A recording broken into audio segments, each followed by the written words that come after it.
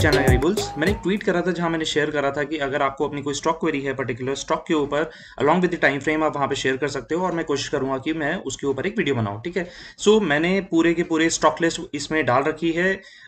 Stock list का पूरा जो डिस्क्रिप्शन बॉक्स है उसके अंदर मैं सारे स्टॉक लिस्ट शेयर कर दूंगा सो दैट आपको ईजी हो जाएगा कि सीरियल नंबर वाइज या लाइन वाइज कौन कौन से स्टॉक के साथ मैंने डिस्कशन करा है और आपको एक क्लैरिटी भी रहेगी कि कौन सा स्टॉक अगर आपको फर्दर कभी रिव्यू करना हो तो एक व्यू निकल सकता है। ठीक है, सो सबसे पहले स्टॉक पर आ जाते हैं। जैसे CDSL। ठीक है, CDSL ओवरऑल सबको पता है कि ये मतलब अराउंड 300-400 रुपए के आसपास से बहुत अच्छी मूव थी। इवन अगर आप मेरे साथ बहुत पहले से जुड़े हुए हो तो आपको ये भी आइडिया होगा कि CDSL मैंने अराउंड दिवाली के टाइम पर शेयर करा था 400 450 के रेंज में और वहां से ऑलमोस्ट 1300 रुपए के आसपास आ चुका है। ठीक है, सो CDSL बेसिकली डिपॉजिटरी है और जो भी हम किसी भी ब्रोकर के साथ जब भी हम एक अकाउंट खोलते हैं तो वो हमारा एक अकाउंट खोलता है NSDL के साथ और CDSL के साथ में। CDSL सो बेसिकली वहाँ से जितने भी डिपॉजिटरी चार्जेस होते हैं, DP चार्जेस होते हैं, वो CDSL के पास जाते हैं और वहाँ से इसका रेवेन्यू बेसिकली जनरेट होता रहता है। सो ओवरऑल लॉन्ग टर्म के अंदर ये स्टॉक जो है एक अच्छा परफॉर्म कर सकता है अभी भी और मुझे लगता है कि स्टीम इसमें लेफ्ट है। पैनिक बाइज आई फील कि 1000 रुपीज के आसपास इसके अच्छे पैनिक बाइज बनते हैं। Next stock is bank of Baroda. Bank of Baroda को अगर आप क्लोजली वॉच करते हो, मैं लेट से इसके डेली टाइम फ्रेम पर आ जाता हूँ, यहाँ से ज़्यादा क्लैरिटी मिल जाएगी। फॉल आने के बाद भी bank of Baroda around 76-77 odd levels के आसपास यहाँ पर एक अच्छी बाइंग मिल रही है बार बार इसको। ठीक है, तो शॉर्ट टर्म अगर मैं जोन देखता हूँ तो अगर किसी वजह से 77 ऑड लेवल्स अगर ये ब्रेक कर जाता है तो नीचे की तरफ फॉल आने के चांसेस है। बट अभी फिलहाल के लिए शॉर्ट टर्म में ये आई फील 88-95 ऑड लेवल्स के आसपास के लिए ओपन हो रहा है। लेट्स सी किस तरीके से परफॉर्म करता है। लंबे टाइम फ्रेम का एक मैं अगर व्यू लेता हूँ, अगर आपके पास एक होल्डिंग है और आपको बड़े टाइम फ्रेम के लिए अगर आप इसको होल्ड करके बैठे हो, सो प्रैक्टिकली 88 के ऊपर अगर ये वीकली क्लोजिंग देता है तो मुझे लगता है कि एक अच्छी मूव के लिए फिर ये रेडी हो सकता है। तो this was for bank of Baroda. Next stock is Mangalore chemicals. Mangalore chemicals मैंने आई थिंक बहुत पहले एक वीडियो में मैंने शेयर करा था as far as I remember. वहाँ से इसने एक अच्छी मूव दी है अराउंड 66 ऑड लेवल्स के आसपास। एक अच्छा सपोर्ट जोन बन रहा है इसका। अगर मैं इसको थोड़ा सा जूम आउट करता हूँ, बेसिकली यहाँ पे एक ऊपर की तरफ इसने एक डबल टॉप पैटर्न बनाया विच इज अराउंड 103। प्रैक्टिकली अगर 103 ऑड लेवल्स अगर ये ब्रेक कर देता है तो यहाँ से अच्छी मूव मिल सकती है ऊपर की तरफ। बट आई फील वेट करना चाहिए एक बार 103 ऑड लेवल्स अगर ये ब्रेक कर दे तो ही फ्रेश कह सकते हैं कि फ्रेश एक एंट्री बनती है। फिलहाल के लिए अगर नीचे की तरफ अगर ये मिलता है तो अराउंड 66-67 ऑड लेवल्स के आसपास एक अच्छी बेस बेसिकली ये बना रहा है। इसको थोड़ा सा हम लंबे टाइम फ्रेम पे भी देख लेते हैं। ओके, सो यहाँ पे बेस बनाने का रीज़न क्या है? प्रैक्टिकली अगर आप देखोगे तो इस लेवल पर यहाँ पर आने के बाद पहले भी इसमें बाइंग हो चुकी है अराउंड 66-67। वो दोबारा यहाँ पे 1 2 3 4 बार बाइंग हो चुकी है। अगर ये दोबारा फिर से आता है तो वहाँ पे मुझे लगता है कि दोबारा एक बाइंग मिल सकती है एंड फिर एक अपसाइड मूव मतलब रिज्यूम कर सकता है। बट लेट्स सी, हमें वेट करना पड़ेगा। अगर ये लेवल्स ब्रेक करेगा तो यहाँ से फॉलिंग के चांसेस भी आ सकते हैं। ठीक है, next stock is India bulls realty. India bulls realty को अगर हम वीकली टाइम फ्रेम पे वॉच करते हैं, so basically India bulls realty ने वीकली टाइम फ्रेम पर इस पर्टिकुलर जोन में एक अच्छा सपोर्ट बना रखा है विच इज अराउंड 128-130 और लेवल्स के आसपास एक अच्छा सपोर्ट है इसमें। ठीक है, फिलहाल बड़े टाइम से एक जोन में घूमने के बाद, ठीक है, एक जोन के अंदर घूमने के बाद इसने ब्रेकआउट दिया है। Kind of inverse head and shoulder pattern भी बना रहा है। अगर ये प्रैक्टिकली इस लेवल के जोन पे अगर ये सपोर्ट करता है अराउंड 128 लेवल्स, अगर ये नीचे की तरफ ब्रेक नहीं करता है वीकली क्लोजिंग में, तो मुझे लगता है कि यहाँ से अराउंड ये अभी 225 के लिए भी ओपन हो रहा है। लेट्स सी कैसे परफॉर्म करता है। बट येस, नीचे के लेवल्स का आपको वेट करना पड़ेगा। अगर ब्रेक करता है तो फिर वहां से हमें एग्जिट ले लेंगे पोजीशन को। ठीक है, AB कैपिटल भी मैंने एक पुराने वीडियो में मैं ऑलरेडी शेयर कर चुका हूँ। AB कैपिटल ने एक फॉलिंग ट्रेंड लाइन से इसने ब्रेकआउट दिया था अराउंड 73 के आसपास से।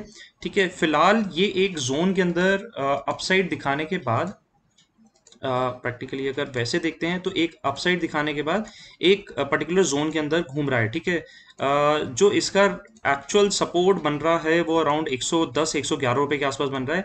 110 111 अगर ये वीकली बेसिस पे सस्टेन करता है तो फिर और वापसी अगर बाउंस देता है यहाँ से तो फिर एक अच्छी मूव मिल सकती है। Practically 124 125 odd levels weekly basis पे अगर ये क्लोजिंग दे दे तो थोड़ी सी स्ट्रांग मूव मिल सकती है। नीचे की तरफ 110 109 अगर लेवल ब्रेक करता है तो फिर यहाँ से निकल जाना चाहिए। ठीक है, सेकंड स्टॉक इज एल्कॉन। ठीक है, एल्कॉन ने भी एक ट्रेंड लाइन से ब्रेकआउट देने के बाद एक अपना double top pattern I think इसने अपना ब्रेक करा। ठीक है, 109 रुपए के आसपास इसने अपना मल्टीपल टॉप्स इवन इसने ब्रेक करा है। ठीक है, नीचे की तरफ 109 110 रुपए के इसके सपोर्ट जोन दिख रहे हैं। फिलहाल upside looks actually good, but अगर यस नीचे की तरफ अगर पैनिक बाइज मिलते हैं सो 110 112 is a very good level. ठीक है, नेक्स्ट स्टॉक इज इफ की IFCI को मैं बहुत ज़्यादा क्लोजली ट्रैक तो नहीं करता हूँ, बट येस ये अगर हम देखते हैं तो कुछ इस तरीके का पैटर्न बना रहा है which is a rounding bottom pattern. ठीक है, बेसिकली इसमें एक रेजिस्टेंस मिल रहा है अराउंड 16 रुपए 16.5 रुपए के आसपास इसमें एक रेजिस्टेंस मिल रहा है। लेट्स सी अगर ये 16 16.5 का लेवल अगर ब्रेक करेगा तो इसके अपसाइड लेवल्स अराउंड 24-25 रुपए के लिए ओपन हो सकते हैं, बट इसको 16.5 का लेवल ब्रेक करना जरूरी है, उससे पहले इसके अंदर कोई एंट्री नहीं बनती है। ठीक है, next stock is TN petro. TN petro भी एक अपना डबल टॉप ब्रेक करने के बाद एक अपने नए हाई के आसपास चल रहा है। यहाँ पे मुझे नहीं लगता कि एक फ्रेश एंट्री बनती है, बिकॉज अगर आप लास्ट कैंडल देखोगे तो एक काइंड ऑफ डोजी कैंडलस्टिक बना रही है। डोजी कैंडलस्टिक के बेसिस पे अगर बेसिकली अगर इसका लो ब्रेक कर देता है, इसका लोएस्ट पॉइंट है 129 नॉट लेवल्स, 129 रुपए अगर ये ब्रेक करता है और उसके नीचे सस्टेन होता है तो आई फील वहां से निकल जाना चाहिए। हो सकता है कि रिवर्सल की तैयारी कर जाए। अगर 129 नहीं ब्रेक करता है वीकली बेसिस पे तो फिर इट एक्चुअली लुक्स गुड। ठीक है, next stock is agri tech foods. थोड़ा सा इलिक्विड स्टॉक है, अगर आप डेली टाइम फ्रेम पे इसको देखोगे तो इसके अंदर बहुत ज़्यादा वॉल्यूम नहीं है। क्यों नहीं है? बिकॉज स्टॉक एक रेंज के अंदर घूम रहा है। आप कैंडलस्टिक देखोगे, इवन अगर जिसके पास भी होल्डिंग है वो अगर इसको ट्रैक करता होगा तो आपको ये भी आइडिया लग गया होगा कि यहाँ पर जो स्प्रेड है बायर सेलर का जो डिफरेंस है वो भी थोड़ा सा बड़ा आता होगा। ठीक है, इसको अगर मैं मंथली टाइम फ्रेम पे देखूं तो ओवरऑल एक अप ट्रेंड में ही है स्टॉक। टिपिकली वीकली बेसिस पे अगर हम इसको ट्रैक करते हैं तो 663 नीचे की तरफ, तो वैसे 663 का बेस बन रहा है, थोड़ा सा नीचे हो जाएगा। जो दूसरा एक बेस बना रहा है वो अराउंड 850 रुपए के आसपास बेस बना रहा है। 850 अगर ऑड लेवल्स ब्रेक करता है तो आई फील फिर वहां से निकल जाना बेटर होगा। Next stock is Lakshmi machines. Lakshmi machines तो बिल्कुल अपने नए पुराने हाई की तरफ जा रहा है, जहां पर इसने पुराना एक हाई बनाया था 9010 का। ये अगर ब्रेक कर गया तो मुझे लगता है कि यहाँ से भी अराउंड 5-6 हज़ार पॉइंट्स के लिए और ऊपर की तरफ अप मूव मिल सकता है। Well, next stock is Maharashtra seamless. Maharashtra seamless भी अगर आप, मैं इसको डेली टाइम फ्रेम पे अगर आपको दिखाता हूँ तो अगेन ये थोड़ा सा इलिक्विड स्टॉक है। इलिक्विड नहीं बोल सकते, बट यस थोड़ा सा वॉल्यूम इसके अंदर थोड़ी सी लो रहती है और स्प्रेड प्रॉब्ली इसके अंदर स्प्रेड्स भी बड़े बड़े मिलते होंगे। ये जो स्टॉक है ये भी अगेन एक बेस बनाया है इसने अराउंड इस लेवल के आसपास which is around 260 265 what levels के आसपास एक बेस बना रहा है। प्रैक्टिकली अगर ये 355 वॉट लेवल्स अगर ये ब्रेक करता है, कैसे, मैं आपको वो भी दिखा देता हूँ। ओके, सो अगर आप इसको वॉच करोगे तो पुराना एक रेजिस्टेंस जोन था, ठीक है, जो वापसी आने के बाद स्टॉक ऊपर से नीचे घूम कर एक सपोर्ट बना, अभी फिलहाल एक रेजिस्टेंस की तरह काम कर रहा है। एक्चुअली 353 354 वॉट लेवल्स अगर ये ब्रेक करेगा तो ही वहां से एक अच्छी मूव ऊपर की तरफ मिल सकती है, वरना ये ऐसी एक रेंज के अंदर घूमता रहेगा। वॉल्यूम की थोड़ी सी कमी है, वॉल्यूम अगर स्टॉक में मिल जाती है तो अच्छे मूव्स इसमें मिल सकते हैं, बट आई फील प्रैक्टिकली 360 के ऊपर ही इसके अंदर एक अच्छी अप मूव मिल सकती है। ठीक है, next stock is JSW steel. JSW steel weekly time frame पे, ठीक है, ओवरऑल मेटल सेक्टर वैसे भी अच्छा परफॉर्म कर रहा था, but JSW steel weekly time frame पे एक पोल एंड फ्लैग पैटर्न बना रहा है। इस पर्टिकुलर पैटर्न के बेसिस पे अगर ये नीचे का जोन ब्रेक नहीं करता which is around 653 odd levels, 653 अगर ये वीकली बेसिस पे ब्रेक नहीं करता तो मुझे लगता है कि ऊपर की तरफ 900 950 के लेवल्स के लिए भी ओपन हो रहा है। ठीक है, next stock is Motilal Oswal.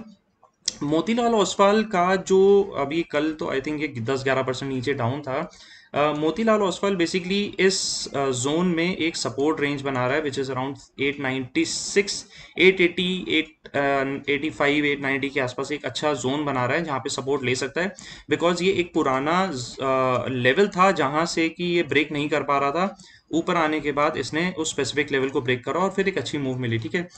नीचे 880 890 और लेवल्स के आसपास अगर ये आता है तो वहां पर एक अच्छी बाइंग अपॉर्चुनिटी मिल सकती है। लेट्स सी ऊपर की तरफ ये कैसे परफॉर्म कर सकता है। जब तक वो लेवल को सपोर्ट कर रहा है तब तक ये ओवरऑल ठीक चलेगा, ठीक है। गोल्ड बीज और निफ्टी बीज के बारे में मैंने पहले ही बताया था कि these are basically the SIP picks, ठीक है। In case you are planning to buy gold for a longer tenure, better to buy gold BeES time. जब आपको लगता है कि मेरे को अब यहाँ से एक फिजिकल गोल्ड खरीदना है तो आप वहां पर अपने गोल्ड बीज को बेच करके एक फिजिकल गोल्ड खरीद सकते हो। सेम थिंग इज निफ्टी बीज। सो बेसिकली अगर आप लंबे टाइम के लिए इन्वेस्टमेंट करना चाह रहे हो और आपको लगता है कि मैं एक एक सिंगल स्टॉक को ट्रैक नहीं कर सकता, तो it's better to buy Nifty BeES. Nifty BeES खरीदने में आपका बेनिफिट ये रहेगा कि लॉन्ग टर्म में जैसे जैसे निफ्टी ऊपर जाती रहेगी वैसे वैसे आपको निफ्टी बीज भी बेनिफिट देती रहेगी, ठीक है। Next stock is Laurus labs, ठीक है। लॉरस लैब्स तो बहुत पहले ही एक अच्छा ब्रेकआउट दे गया था नीचे की तरफ से, अब ये तो ऑलरेडी मूव कर रहा है, ठीक है।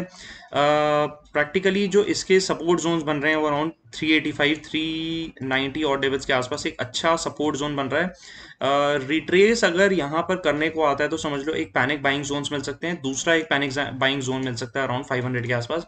सो अभी ओवरऑल स्ट्रांग है, लेट्स सी किस तरीके से परफॉर्म करता है। बट येस, अगर पैनिक बाइज किसी से मिस हो गया, अगर पैनिक बाइंग का अगर वेट कर रहा है तो 490 495 odd levels is a very good zone. And second जो पैनिक बाय जोन मिलेगा वो अराउंड 390 395 ऑड लेवल्स के आसपास, ठीक है। Next is Praj industries. Praj industries basically इसने भी एक अच्छी अपमूव दी, ठीक है। इवन आई थिंक ये अपना पुराना जो रेजिस्टेंस जोन था वहां से ब्रेक करने के बाद ये ऊपर निकला अराउंड 274 ऑड लेवल्स के आसपास।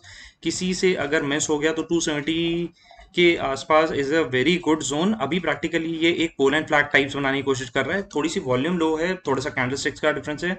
बट अगर ये ब्रेक कर जाता है इस पर्टिकुलर लेवल को, जो कि आएगा अराउंड इसका 400 के आसपास, 400 लेवल्स अगर ये ब्रेक करता है तो फिर अपनी स्ट्रॉन्ग अपमूव दोबारा ऊपर की तरफ शुरू कर सकता है। यहाँ से भी मेरे को लगता है कि अराउंड ये 30-40% की अपसाइड अच्छी इसमें मिल सकती है, ठीक है। Well, ICICI bank. So ICICI bank मैंने पहले भी शेयर करा था, इवन अपने टेलीग्राम के ऊपर भी मैं शेयर कर चुका हूँ। ICICI बैंक बेसिकली एक कप एंड हैंडल टाइप का पैटर्न बना रहा है और वो बेसिकली वो हैंडल को हो सकता है कि आप एक बार रीटेस्ट करना है। सो पैनिक बाइज जो इसके एक्चुअली बनते हैं वो 660 655 और लेवल्स के आसपास is a very good panic buys, ठीक है। ऊपर की तरफ जो इसके लेवल्स ओपन हो जाते हैं, आई फील ये यहाँ से 800 रुपये भी आराम से दिखा सकता है। बट येस, अगर किसी वजह से 655 640 और लेवल्स अगर ये ब्रेक कर देता है तो फिर यहाँ से एग्जिट हो जाना पड़ेगा, बिकॉज जो पैटर्न जिस बेसिस पे हम देख रहे हैं वो वहाँ से खत्म हो जाएगा, ठीक है। इन्फोसिस। सो इन्फोसिस का डेली चार्ट पर अगर आप नोटिस करते हो तो बेसिकली इन्फोसिस ने एक फ्लैग पैटर्न बनाया है और उस फ्लैग पैटर्न को इसने यहाँ से ब्रेकआउट दिया है। मैंने पहले भी पुरानी वीडियोस में भी शेयर करा था कि अगर आप सेक्टर स्पेसिफिक जाते हो, आपको सेक्टर देखने के बाद आइडिया लग जाएगा कि स्टॉक किस तरीके से परफॉर्म कर सकते हैं। इन्फोसिस बेसिकली इस लेवल से मेरे को लगता है कि अराउंड 200 सवा 200 पॉइंट के लिए ओपन हो रहा है। This is just the short term mid term view, कोई बहुत लॉन्ग टर्म कोई इंट्राडे वाला स्पेसिफिक व्यू नहीं है कि आपने कॉल ले ली और आपको लगेगा कि मैं 1700 की कॉल लेके बैठ जाऊँ स्टॉक भाग जाए। बट ये एक मिड टर्म एक पोर्टफोलियो पिक के हिसाब से मैं आपको बता रहा हूँ, ठीक है। Next stock is advance enzymes, ठीक है। एडवांस एंजाइम्स थोड़ा सा अगेन इलिक्विड हो रखा है, लिक्विडिटी थोड़ी सी कम है इसके अंदर। इसको बेसिकली एक अपने पुराने लेवल को ब्रेकआउट दे रहा था 449 और लेवल्स के आसपास। मुझे लगता है कि अभी ये एक्चुअली बिल्कुल राइट अपने सपोर्ट जोन के पास खड़ा है 399 पे। प्रैक्टिकल लेवल जहां से ये अच्छा मूव दे सकता है, अगर 450 455 और लेवल्स के ऊपर अगर ये ब्रेक कर जाता है तो यहाँ से एक अच्छी स्ट्रॉन्ग मूव आ सकती है। बेसिकली हमें वेट करना चाहिए कि 450 455 के लेवल अगर ब्रेक करेगा तो फिर वहां से मूव अच्छी मिल जाएगी, ठीक है। दीपक नाइट्रेट बेसिकली अपने पुराने एक लेवल के साथ में ऑलमोस्ट 4x हो चुका है, ठीक है। दीपक नाइट्रेट अभी फिलहाल के लिए एक पोल एंड फ्लैग टाइप का पैटर्न बना रहा है। बेस जो बन रहा है इसका 1850 पे बन रहा है। 1850 अगर बेस ब्रेक करता है तो यहाँ से फॉल आने के चांसेस है। अदरवाइज अभी भी यहाँ से आई फील ऊपर की तरफ जो इसके एक्चुअली लेवल्स ओपन हो रहे हैं वो यहाँ से भी 300 350 पॉइंट्स और ऊपर की तरफ ओपन हो सकता है, ठीक है।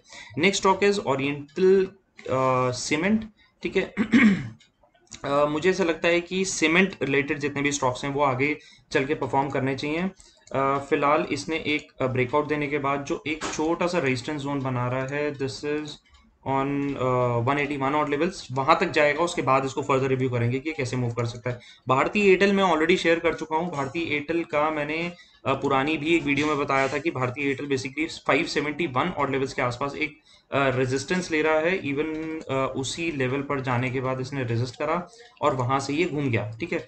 सो बेसिकली अगर ये 571 ऑड लेवल्स अगर ये ब्रेक कर देगा ऊपर की तरफ, तो इसमें मुझे लगता है कि 590 595 ऑड लेवल्स के लिए ओपन हो रहा है, ठीक है। So next stock is PNB. PNB PSU sector मुझे लगता है कि परफॉर्म करना चाहिए। बेसिकली पीएनबी ने फॉल देने के बाद जो अपना एक बेस बनाया है, प्लस जो यहाँ पर अगर आप क्लोजली वॉच करोगे, सो एक क्या कहते हैं, एक गैप था, उस गैप को इसने फिल करा और गैप फिल करने के बाद इसने अपनी अपसाइड दिखा रहा है। बट यस, लास्ट कैंडलस्टिक थोड़ी सी इसकी वीकनेस वाली, ये कह सकते हैं कि एक इनडिसिसिव कैंडलस्टिक थी। इस कैंडलस्टिक को ब्रेक करने के बाद ही यहाँ से एक अच्छी अपमूव ऊपर की तरफ मिल सकती है, ठीक है। सो ओवरऑल ये एक वीडियो था जहां पे मैंने सारे के सारे स्टॉक्स कवर कर दिए। ये स्टॉक लिस्ट मैं डिस्क्रिप्शन में डाल दूंगा, सो दैट आपको कभी भी क्विकली वॉच अगर करना हो तो आप नाम डाल करके स्टॉक के बारे में देख सकते हो। और in case you have some queries you can comment down below. हो सकता है कि काफी सारे स्टॉक्स मिस हो गए होंगे। अगर आपका कोई स्टॉक मिस हो गया तो आप उस स्टॉक का नाम और आपका टाइम फ्रेम आप इस पर्टिकुलर कमेंट के नीचे डाल सकते हो। मैं कोशिश करूंगा कि वहीं पर ही मैं रिप्लाई कर दूं। So thank you so much for watching the video and don't forget to hit this subscribe and like button. Good luck.